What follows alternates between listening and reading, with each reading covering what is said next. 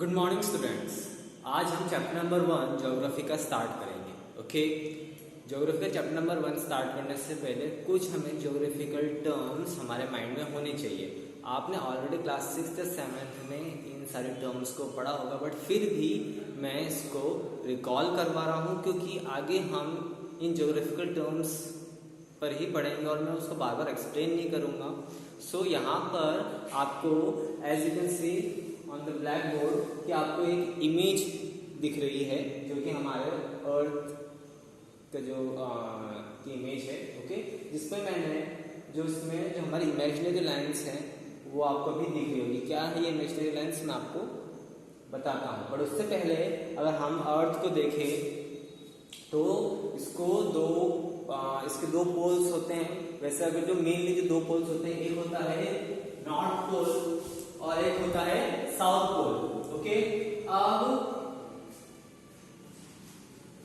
इसके भी in horizontal जो ये हॉरिजॉन्टल लाइंस है ना, अर्थ पर एक इमेजिनरी हॉरिजॉन्टल लाइन रन करती है। ये बेसिकली पहले से नहीं है, जो साइंटिस्ट जो स्टडी करने के लिए इन इमेजिनरी लाइंस को ग्लोब्स पर इंट्रोड्यूस किया है। ओके, अब ये जो इमेजिनरी लाइन जो कि हॉरिजॉन्टल, ओके, हॉरिजॉन्टल का मतलब क्या होता है ये, और वर्टिकल का मतलब होता है ये। ओके, हॉरिजॉन्टल का मतलब ये होता है और वर्टिकल का मतलब ये। ओके, सो जो हॉरिजॉन्टल इमेजिनरी लाइन जो कि throughout the earth globe मिल रही है उन्हें हम लैटिट्यूड्स कहते हैं। ओके, और इसकी एक और खास बात ये है कि ये कभी भी एक लैटिट्यूड दूसरे लैटिट्यूड से इंटरसेक्ट नहीं होता है। ओके, अब जो 0 डिग्री जो लैटिट्यूड है उसको हम इक्वेटर बोलते हैं, बिकॉज वो 2 इक्वल पार्ट्स में अर्थ को डिवाइड कर रहा है। जो ये हमारा 0 डिग्री लैटिट्यूड है, जो कि सबसे बड़ा लैटिट्यूड भी कहा जाता है इसको, या फिर इसको द ग्रेट सर्कल भी कहा जाता है। ओके, इसका जो बेसिक या फिर हम बोल सकते हैं ये एक ऐसा लैटिट्यूड है जो कि हमारे अर्थ को 2 इक्वल पार्ट में डिवाइड कर रहा है। और इसी के बाद से जो लैटिट्यूड है यहाँ पे इसको 0 डिग्री बना देता है। इसी के बाद से ऊपर की तरफ जाएंगे तो ये 90 तक खत्म होता है, यानी कि 0 1 2 3 4 5 6 डिग्री ऐसे चलता है। और 90 डिग्री साउथ पोल जो इसका सबसे टॉप मोस्ट एरिया है यहाँ पर ये एंड होता है। ओके, इसमें मैंने आपको बोर्ड पे केवल 0 30 45 60 90 डिग्रीज ही हैं, पर लेकिन हर एक डिग्रीज पर ये रन हो रहा है। वैसे ही नीचे की तरफ भी है 0 से अगर हम नीचे की तरफ आएंगे तो 30 45 60 90 डिग्रीज तक रन कर रहा है। ओके, अब ऐसा क्यों कि 0 से स्टार्ट किया फिर ऊपर 90 से लगा, वापस 0 से स्टार्ट किया वापस नीचे की तरफ 90 आए।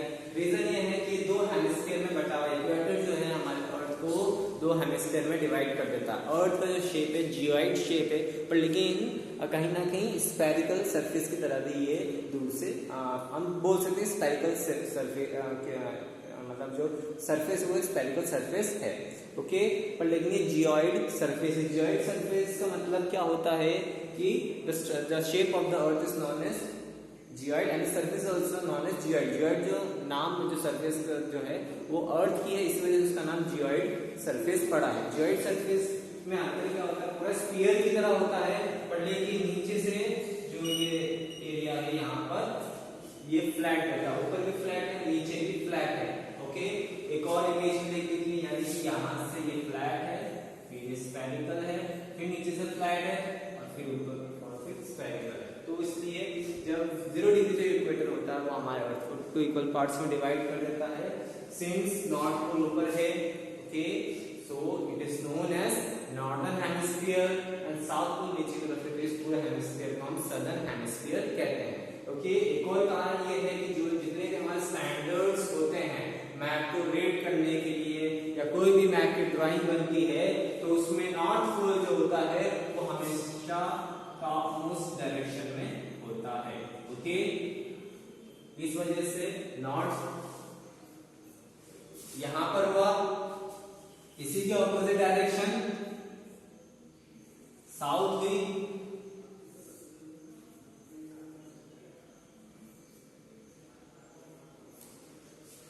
Right north is east and opposite of east is west. Okay, ये हमारे 4 ओरिजिनल डायरेक्शंस होती हैं। इसके अलावा 4 और सब डायरेक्शंस होती हैं।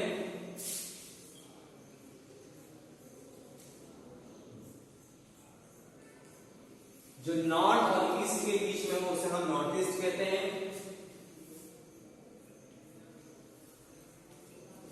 जो साउथ और ईस्ट के बीच में जो डायरेक्शन होती है उसे हम साउथ ईस्ट कहते हैं।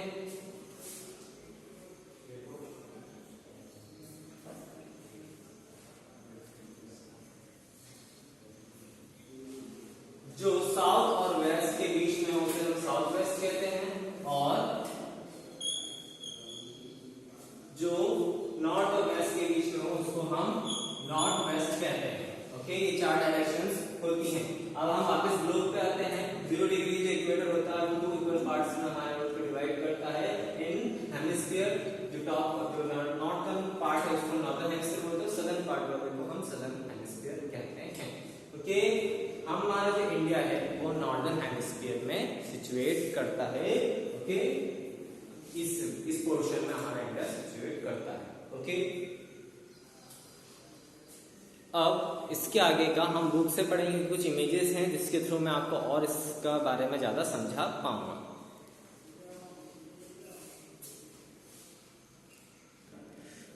ये एक स्कीमेटिक डायग्राम है। ओके, जिसमें आपको एक्सप्लेन किया गया है कि लैटिट्यूड्स कैसे बनते हैं, कि जो साइंटिस्ट हैं उन्होंने किस आधार पर इन लैटिट्यूड्स को बनाया है। तो यहाँ पर अगर आप ध्यान देंगे, सबसे पहले यहाँ पर है 60 degree latitude, then 30 degree latitude, then 0 degree, then 30 degree south, 60 degree south. Because कारण क्या था कि हम डाउन इक्वेटर के जो 0 डिग्री के नीचे जा रहे हैं तो यहाँ पे सदर्न हेमिस्फीयर लग जाता है, इसलिए 30 डिग्री साउथ बोल रहे हैं। ऊपर जाएंगे तो 30 डिग्री नॉर्थ आ जाएगा। अब क्या होता है कि जब हम साइंटिस्ट जो होते हैं जब लैटिट्यूड बनाते हैं तो ये आपको एक सेंटर लाइन दिख रही है। ओके, इस सेंटर लाइन से इसके जो सेंटर से इन दोनों ही पॉइंट के सेंटर्स एज्यूम किए जाते हैं। फिर वहाँ से डिफरेंट एंगल्स पर इनको प्रोजेक्ट किया जाता है। जैसे यहाँ पे 30 डिग्री है तो यहाँ पे 30 डिग्री इस पूरे पोर्शन पे आएगा। ओके, इससे ये लोग डिसाइड करते हैं कि कहाँ पर 30 डिग्री है, कहाँ पर 60 डिग्री है।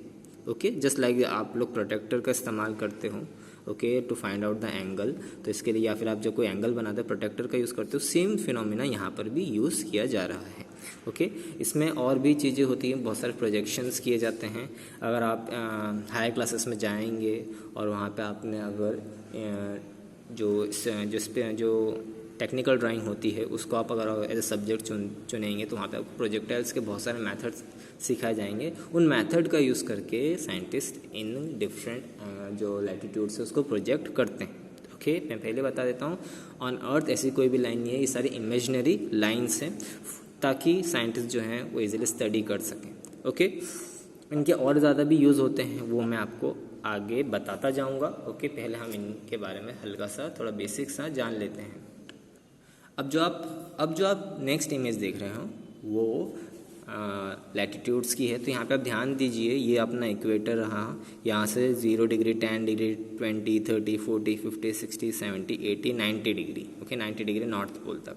तो यहाँ पे एक बात आपने ध्यान दी, कोई भी जो लैटिट्यूड है सब एक दूसरे से पैरेलली रन कर रहे हैं, कोई भी आपस में कोइंसाइड नहीं कर रहे हैं, आपस में मिल नहीं रहा है। ये अगर आप उस तरफ भी जाके देखेंगे तो कहीं पे कोइंसाइड नहीं कर रहे हैं, क्योंकि देखिए यहाँ पे आपने अगर 80 डिग्री और 90 डिग्री वाले जो लैटिट्यूड देखेंगे तो पूरा देखिए सर्कल मिल रहा है, ये कोइंसाइड नहीं कर रहे हैं। मतलब कि फॉर एन एग्जांपल यहाँ पे सपोज कीजिए ये एक लैटिट्यूड है, ये रन कर रहा है, सपोज मैं इसको एग्जांपल के तौर पे दे रहा हूँ 60 डिग्री पर, लेकिन अब जैसे 30 डिग्री है तो वो इस वाले लैटिट्यूड पे आके नहीं मिलेगा, है ना। किसी भी पोर्शन में ये इस वाले लैटिट्यूड में आके नहीं मिलेगा, इसके पैरेलल ही रन करेगा। ओके, लैटिट्यूड जो होते हैं वो 0 से 90 डिग्री रन करते हैं on both the hemisphere, northern hemisphere as well as southern hemisphere. अब जैसे ही सबसे बड़ा जो लैटिट्यूड है वो हमारा इक्वेटर का है। और जैसे ही हम ऊपर की तरफ चलते जाएंगे तो लैटिट्यूड की डिस्टेंस जो होती है वो भी कम होती जाती रहती है कि चाहे हम डाउनवर्ड की तरफ जाए या फिर हम अपवर्ड्स जाए, उनकी साइज जो है वो चेंजेस होती जाती है, छोटी होती जाती है। अगर हम ऊपर की तरफ जाएंगे तो हम इन लैटिट्यूड्स को, सपोज़ कीजिए 20 डिग्री लैटिट्यूड है, मैं इसको 20 डिग्री नॉर्थ पढ़ूंगा, 40 डिग्री नॉर्थ पढ़ूंगा। अगर मैं नीचे की तरफ जाऊंगा सदर्न हेमिस्फीयर में 30 डिग्री साउथ और 30 डिग्री साउथ या 40 डिग्री साउथ इसको पढ़ूंगा। ओके, जितने भी लैटिट्यूड्स होते हैं या तो उनको डिग्री में मेजर किया जाता है, जो आप डिग्रीज यूज़ करते हैं, या फिर मिनट में, मिनट का साइन ये होता है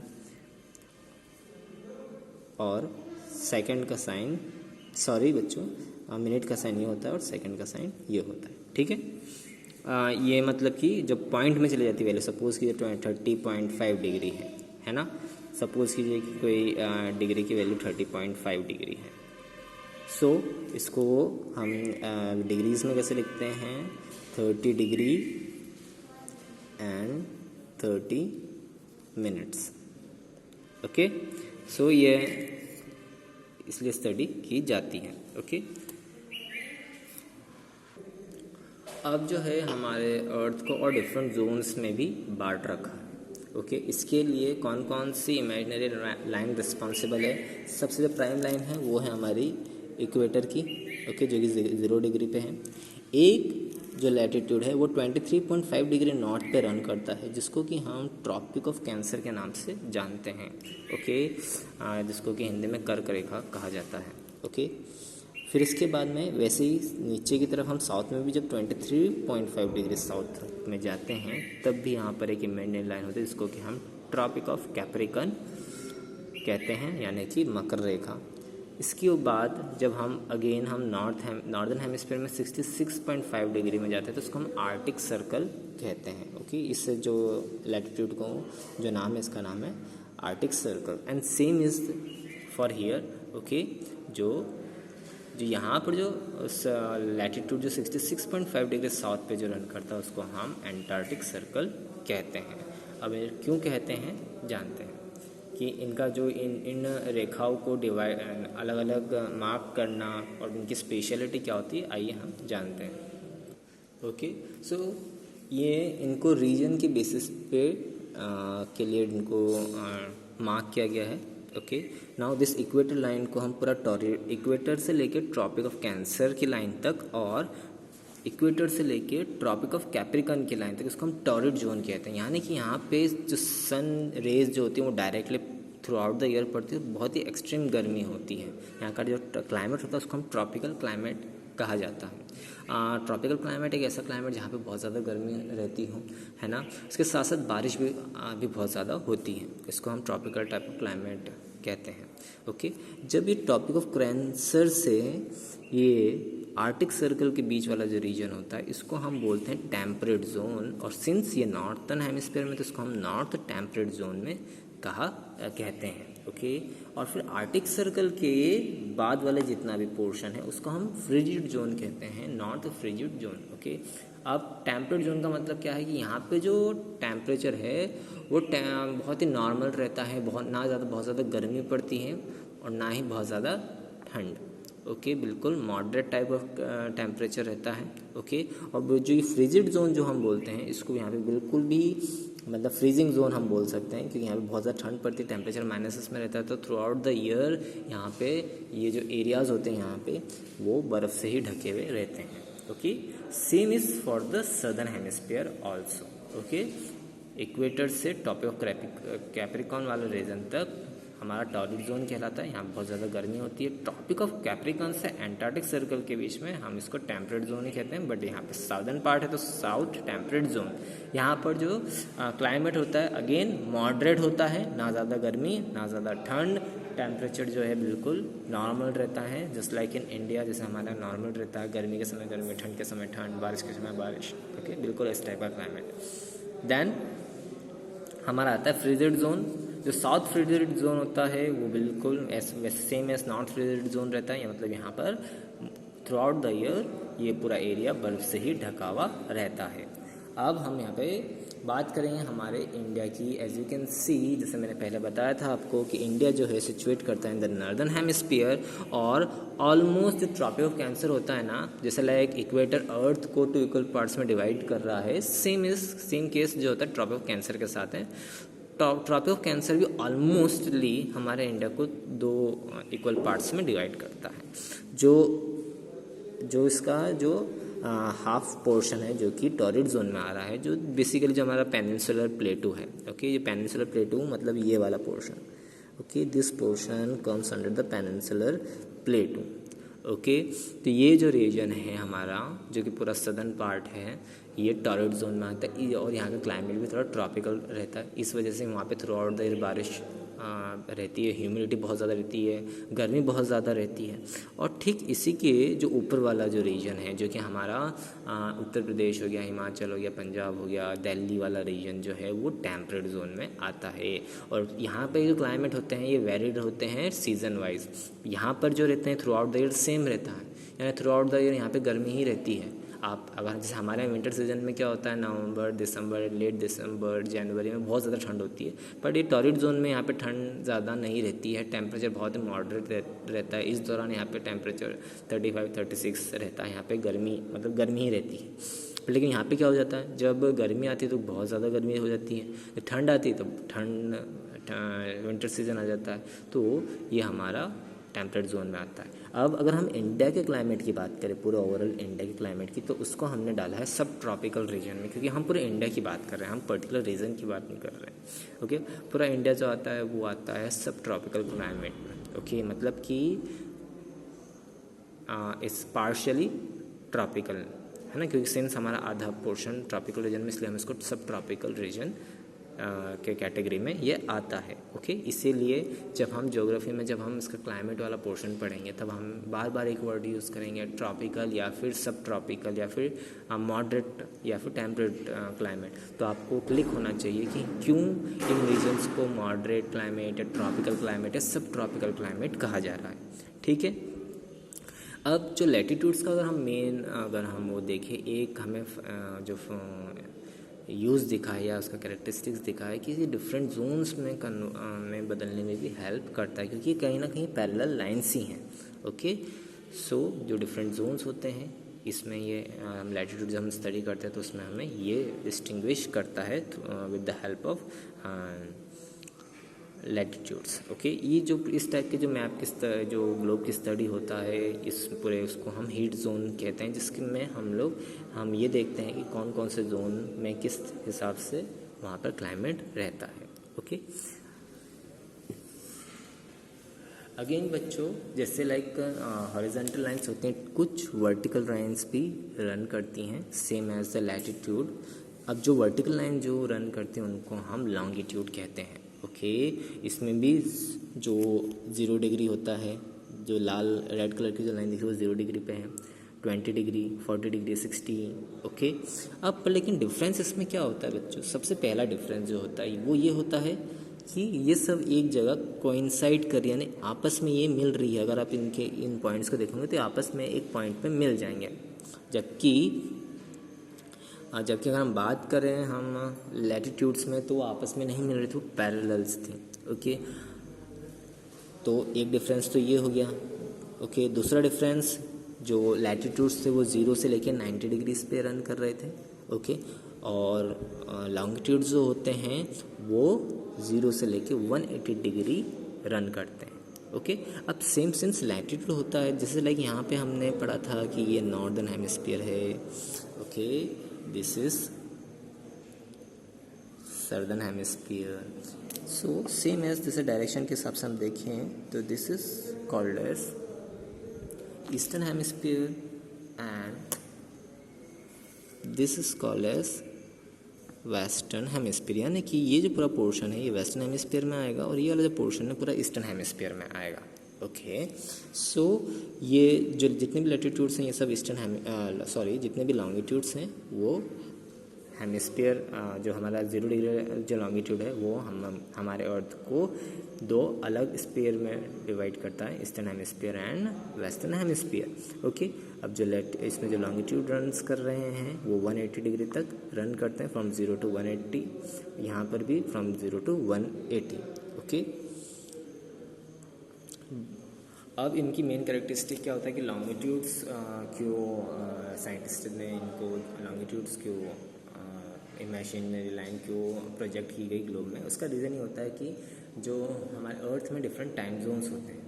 जैसे लाइक हम भाई कई बार सुनते हैं ना कि लाइक इंडिया में अभी रात हो रही है तो यूनाइटेड स्टेट्स ऑफ अमेरिका में भी फॉर एन एग्जांपल अगर मैं बात करूँ कि इंडिया में अगर अभी रात हो रही है तो यूनाइटेड स्टेट्स ऑफ अमेरिका में क्या होगा उस समय दिन होगा। तो ये डिफरेंसेस को मार्क करने के लिए, मैनेज करने के लिए इन लॉन्गिट्यूड्स को प्रोजेक्ट किया गया है। ये बेसिकली टाइम जोन्स में डिवाइड कर देते हैं। जो longitudes through out the globe जो रन करते हैं वो अलग अलग टाइम जोन्स में डिवाइड कर देते हैं। ओके, पर लेकिन हम अभी उसको इतना ज़्यादा नहीं पढ़ेंगे क्योंकि वो अभी आपके यूज़ का नहीं है। ओके, तो इसलिए हम उसको ज़्यादा नहीं पढ़ेंगे। बस आप इतना ही ध्यान रखिए कि लॉन्गिट्यूड्स को जो यूज़ किया जाता है वो इसलिए यूज़ किया जाता है ताकि हम डिफरेंट टाइम जोन्स में हमारे ग्लोब को डिवाइड कर सकें, और लैटिट्यूड्स को हमने क्यों करा था ताकि हम डिफरेंट जोन्स में जोन्स को स्टडी कर सकें, जो बेसिकली हीट जोन्स होते हैं। ओके, जो 0 डिग्री होती है इसको जैसे लाइक इक्वेटर, जैसे लाइक 0 डिग्री लैटिट्यूड को हम इक्वेटर कहते हैं, 0 डिग्री लॉन्गिट्यूड को हम मेरिडियन कहते हैं। बेसिकली इसको प्राइम मेरिडियन कहा जाता है और यही स्टैंडर्ड लाइन मानी जाती है। मतलब यहाँ पे जो टाइम होता है इसी को बेस मान के अलग अलग कंट्रीज़ के टाइम डिसाइड किए गए हैं। ओके, अब बच्चों ये लॉन्गिट्यूड लैटिट्यूड इनका एक और जो काम होता है, ये दोनों जब कंबाइंड होते हैं, suppose this are the latitudes and this are the longitude, जब ये दोनों आपस में एक साथ प्रोजेक्ट होते हैं तो ये ग्रिड बनाते हैं ना, इसको हम ग्रिड बोलेंगे। इन ग्रिड से हम कोऑर्डिनेट्स डिसाइड करते हैं। ओके, ग्रिड नेटवर्क होता है। ये जो इमेज देख रहे हो आपको, ये हमारे ग्रिड नेटवर्क है हमारे अर्थ की। यानी कि जब पुराने समय में जब मैप नहीं हुआ करते थे, अभी तो आपके पास मैप है तो बहुत इजीली किसी भी लोकेशन का आप वो फाइंड कर सकते हो कि कहाँ पे वो पर्टिकुलर लोकेशन है। ओके, तो ग्रिड सिस्टम का इस्तेमाल जब हम जो मैप जो भी बनाते थे पहले के समय में, तो वो पहले इन ग्रिड सिस्टम के थ्रू ही किसी पर्टिकुलर एरिया के कोऑर्डिनेट्स को डिसाइड करते थे। ओके, हालांकि आजकल ये ज़्यादातर नेविगेशन में इस्तेमाल की जाती है, क्योंकि आजकल हम लोग तो बेसिकली क्या करते हैं, हम गूगल मैप्स यूज़ करते हैं, पर लेकिन पुराने समय में जो नेविगेटर्स होते थे, स्पेशली शिप जो चलाते थे, वो इन कोऑर्डिनेट्स और इन ग्रिड सिस्टम की हेल्प से ही किसी पर्टिकुलर एरिया की लोकेशन को फाइंड करते थे। सो कहीं ना कहीं लॉन्गिट्यूड एंड लैटिट्यूड्स का यूज़ ग्रिड सिस्टम बनाने में हेल्प करता है, जिससे कि हम किसी पर्टिकुलर एरिया की लोकेशन को पढ़ सके। सपोज कीजिए कि यहाँ पे ये वाला लोकेशन है। ओके, तो ये वाला कोई सा भी जो लैटिट्यूड होगा, जो भी इसका गाँव जिस भी डिग्री पे रन कर रहा होगा, इसको हम इस वाले लॉन्गिट्यूड से कोइंसाइड करेंगे तो हमें एग्जैक्ट इस जगह की हमें पोजीशन के बारे में पता चल जाएगा। ओके, और ऐसे ही हमारे जितने भी पुराने समय में मैप रीडर थे वो इस तरीके से मैप रीड करते थे। ओके, ग्रिड सिस्टम आज भी यूज़ किया जाता है। जितने भी जब मैप्स बनते हैं टेक्निकली जितने भी मैप्स बनते हैं उनमें ग्रिड सिस्टम का यूज़ करके ही जो हमें आउटपुट मिलता है गूगल मैप्स का, वो हमें इसके थ्रू ही मिलता है। ओके, आज के लिए इतना ही, ये कुछ बेसिक थे। ओके, और यूज़ बता दिया है मैंने। जब हम नेक्स्ट लेक्चर में मिलेंगे तो हम फर्स्ट चैप्टर स्टार्ट करेंगे ज्योग्राफी का।